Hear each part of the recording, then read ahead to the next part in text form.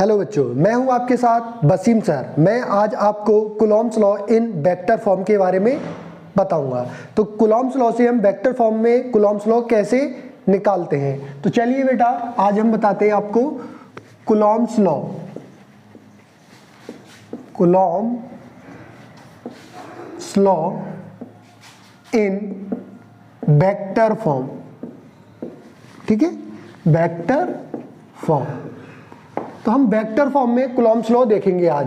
तो जिस तरह से हमने कूलॉम्स लॉ निकाला था बट होगा उसी की तरह, बट इसमें वहाँ पे मैग्नीट्यूड की ज़रूरत होती है, यहाँ पे मैग्नीट्यूड के साथ साथ डायरेक्शन की भी ज़रूरत होती है। तो देखो, सबसे पहले हमने 2 पॉइंट चार्जेस लिए थे, इसको मैंने माना था Q1 और ये सेम नेचर के थे। ये भी Q1 था पॉजिटिव और ये आपका था Q2, ये भी आपका पॉजिटिव चार्ज था। और ये दो चार्जेस जो थे वो आपके सेपरेटेड बाय r डिस्टेंस, ठीक है।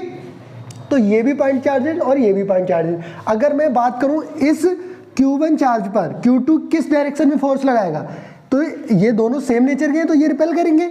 इसकी डायरेक्शन भी इधर होगी, इसकी डायरेक्शन इधर होगी, तो ये वाले चार्ज की जो डायरेक्शन होगी फोर्स की वो इसकी इस तरफ होगी। तो मतलब फोर्स जो लगेगा वो F1 पे लगेगा। कौन लगाएगा? 2। तो फोर्स ऑन 1 ड्यू टू 2। अगर मैं Q2 की बात करूं तो Q2 पे Q1 कैसा चार्ज फोर्स लगाएगा, तो Q1 Q2 पर फोर्स लगाएगा फोर्स ऑन 2 ड्यू टू 1।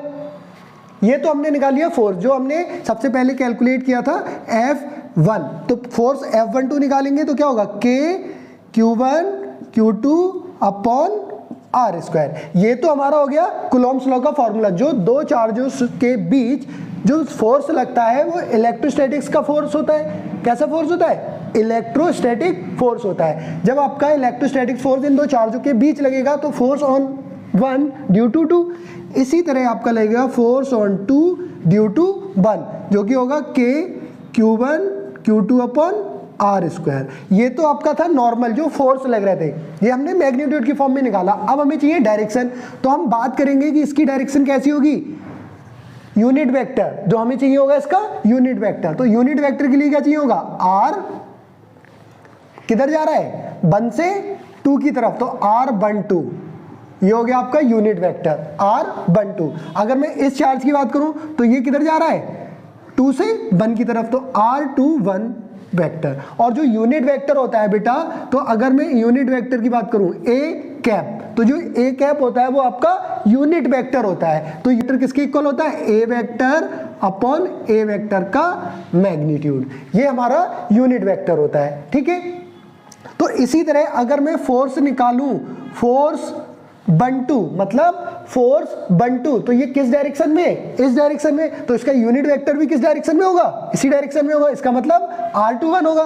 तो F is equals to K Q1 Q2 upon R square. और इसका ये तो मैग्नीट्यूड हो गया। अब हमें डायरेक्शन भी चाहिए, तो डायरेक्शन होगी R कैप 21।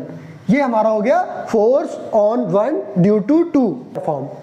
इसी तरह अगर मैं फोर्स की बात करूं 2-1 के लिए, तो जो 2-1 मतलब Q2 पर जो फोर्स 2-1 लग रहा है, फोर्स ऑन 2 ड्यू टू 1, तो इसकी डायरेक्शन क्या होगी, मैग्नीट्यूड। तो यही रहेगा आपका K R मतलब R square Q1 Q2 upon R square. अब हमें इसके साथ साथ इसकी डायरेक्शन भी बतानी होगी, मतलब इसकी डायरेक्शन। जब फोर्स आपका इस डायरेक्शन में, तो आपका जो यूनिट वेक्टर होगा तो वो भी तो आपकी इसी डायरेक्शन में होगा, तो आपका होगा R12 कैप। ये बात समझ आई। तो ये दोनों जो थे ये वेक्टर फॉर्म को बताते हैं। क्यों? क्योंकि वेक्टर फॉर्म में हमें मैग्नीट्यूड और डायरेक्शन दोनों की जरूरत होती है। तो ये तो आपका मैग्नीट्यूड हो गया और ये आपका डायरेक्शन हो गया। बात समझ आई बेटा। अब देखो यहां पे अगर हम बात करें तो जो R1 होता है, R12, जैसे यहां पर देखो, अगर ये R12 डायरेक्शन है इसकी इधर और R21 डायरेक्शन है इधर, तो ये इस साइड में जाएगा तो ये पॉजिटिव, और ये इस साइड में आता होगा ये negative. R1 cap is equals to minus R21 cap. तो यहां पे अगर मैं R1 की जगह माइनस R21 लगा दूं तो फाइनली क्या मिलेगा मुझे, तो देखो यहां पे अगर मैं R12 की जगह माइनस R21 लगा दूं तो देखो क्या मिलेगा, F21 ले रहा हूं, F21 इज इक्वल्स टू ये वाला K Q1 Q2 upon are square और R12 की जगह क्या लगाऊंगा मैं, माइनस आर कैप 21। ये बात समझ आई? तो इसको सॉल्व कर लेते हैं। R21 is equal to minus के Q1 Q2 upon are square और R21 कैप। ठीक है, बात समझ आई? के Q1 Q2 अपॉन R21, तो R21 आपका F1 फोर्स में आ रहा है, इस वाले में आ रहा है, देखो आ रहा है कि नहीं आ रहा है, के Q1 Q2 upon are square और R21 कैप और R21 कैप। तो अगर मैं इस पूरे की बात करूं तो ये आपका F12 के बराबर नहीं है, तो यहाँ पे माइनस एज इट इज और F12 एज इट इज। तो यहाँ पे ये पता लगता है हमें कि जो फोर्स है, force on two due to one, force same different direction में बट इक्वल मैग्नीट्यूड के साथ, इक्वल मैग्नीट्यूड के साथ। तो जितना फोर्स पॉजिटिव डायरेक्शन में लगेगा उतना ही फोर्स आपकी अपोजिट डायरेक्शन में लगेगा। और यहां से कूलॉम्स लॉ एग्री हुए न्यूटन्स थर्ड लॉ पे।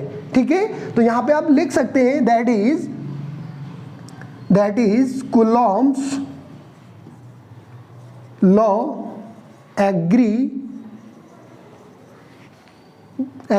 न्यूटन्स